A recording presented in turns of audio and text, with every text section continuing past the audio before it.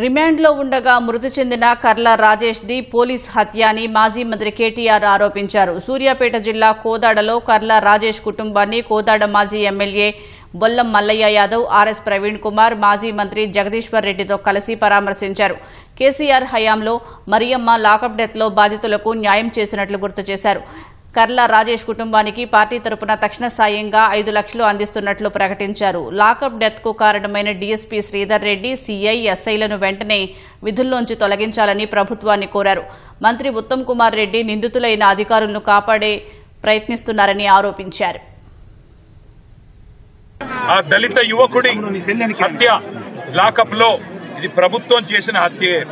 ఆ హత్యకు బాధ్యులైన డీఎస్పీని, సిఐని, ఎస్ఐని ఖచ్చితంగా డిస్మిస్ చేయాలి, సర్వీస్ నుంచి డిస్మిస్ చేయాలి.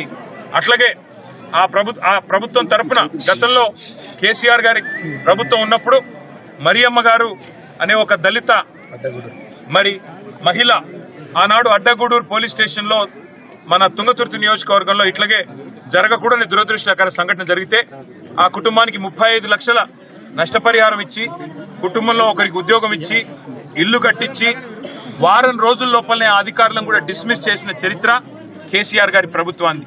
మరి వాళ్ళ ఈ ప్రభుత్వాన్ని నేను అడుగుతా ఉన్నా, మీనమేషాలు ఎందుకు లెక్క పెడతా ఉన్నారు?